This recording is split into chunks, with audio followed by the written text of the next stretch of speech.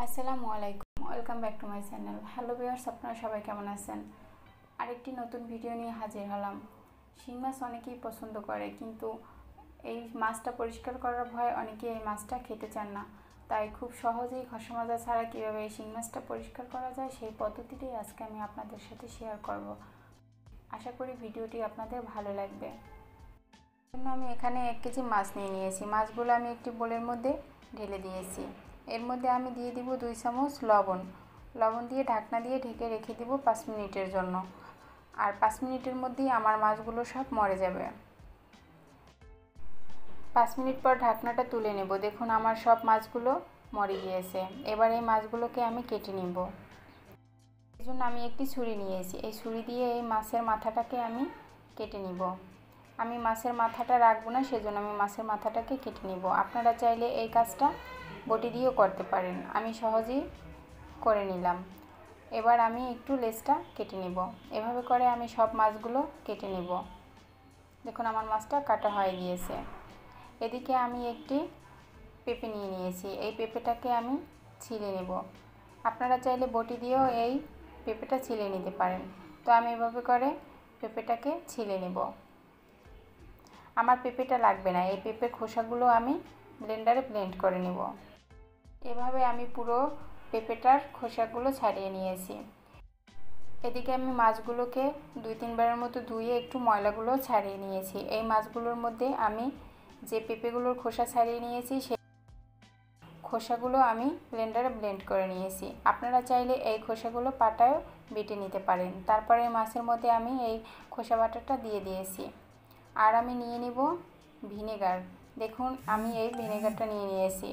আপনারা অনেকেই হয়তোবা ভিনেগারটা চিনেন না। আমি এই ভিনেগার থেকে প্রায় 2-3 চামচের মতো দিয়ে দেব। 2-3 চামচ ভিনেগার দিয়ে আমি হাত দিয়ে মাছের সাথে খুব ভালোভাবে মিশিয়ে নেব। মিশিয়ে হাত দিয়ে আমি এভাবে কষলে কষলে মাছগুলোকে পরিষ্কার করে নিব। এই পেঁপের খোসা বাটাটা আর এই ভিনেগার দিয়ে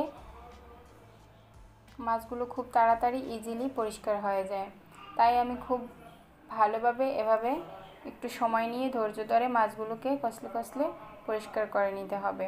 আমি এভাবে করে কিছুক্ষণ মাছগুলোকে কষলে নিব। কিছুক্ষণ কষলে নেওয়ার পরে আমি মাছগুলোকে 5 মিনিটের জন্য রেখে দিব। 5 মিনিট পরে আমি আবারও মাছগুলোকে খুব ভালোভাবে হাত দিয়ে এভাবে কষলে কষলে পরিষ্কার করে নিব। এভাবে কষলানোর পরে দেখুন 2-3 মিনিটের মধ্যেই আমার মাছগুলো প্রায় অনেকটা ময়লায় উঠে গিয়েছে। তারপরে একটু সময় নিয়ে এভাবে ধৈর্য ধরে মাছগুলোকে পরিষ্কার করে নিতে হবে। আমি এই মাছগুলো খুব তাড়াতাড়ি পরিষ্কার করার জন্য 2 হাত ব্যবহার করছি। 2 হাত দিয়ে এভাবে যদি আপনি মাছগুলো কষলে কষলে নেন তাহলে মাছগুলো খুব সহজে এবং তাড়াতাড়ি পরিষ্কার হয়ে যাবে। দেখুন আমার মাছ থেকে ময়লাটা প্রায় উঠে গিয়েছে। আর দেখুন আমি যে পেঁপে বাটাটা দিয়েছি সেগুলো কিন্তু একেবারে কালো হয়ে গিয়েছে।